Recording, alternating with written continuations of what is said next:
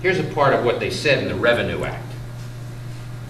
It is just and necessary that revenue be raised in America for defraying the expense of defending, protecting, and securing the same.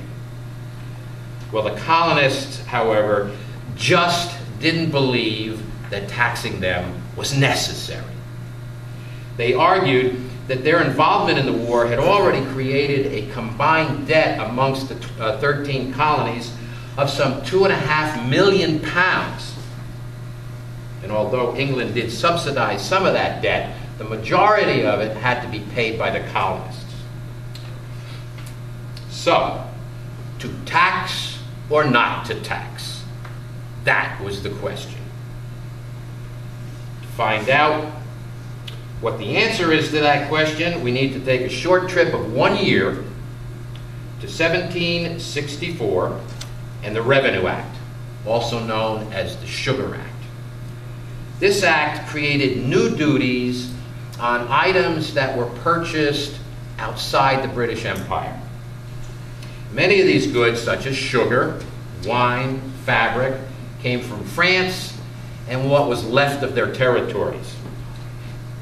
Parliament, for its part, wasn't happy with the Americans subsidizing a defeated enemy. So in part, this act was produced to stop them from buying from France. The colonists, for their part, weren't happy with Parliament, accusing it of abusing their authority and power. They felt Parliament may begin to start taxing them for revenue to support this new empire. They argued they should be exempt from such duties.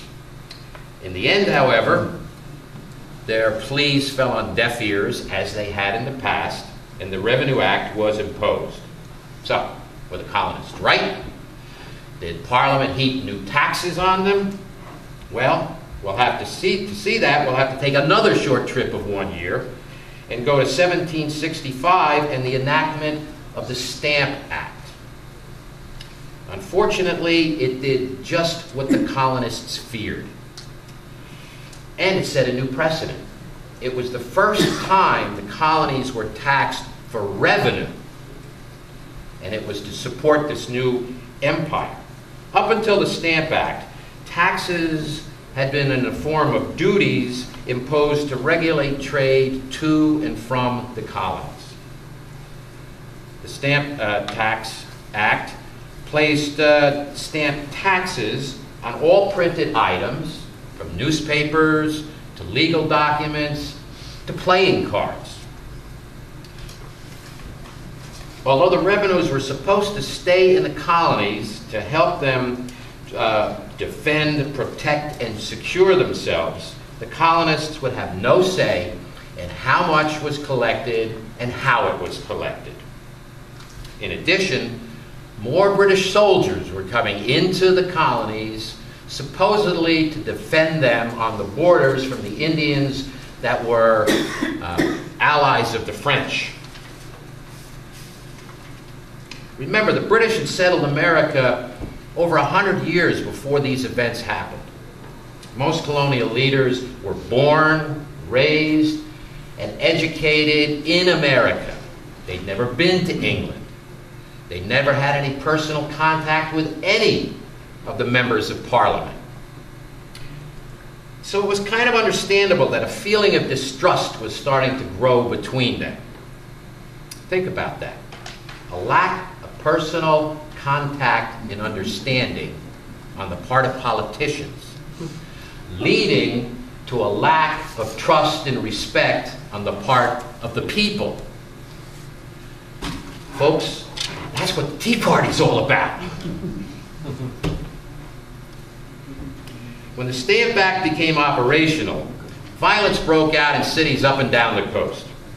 Offices were trashed, materials were destroyed.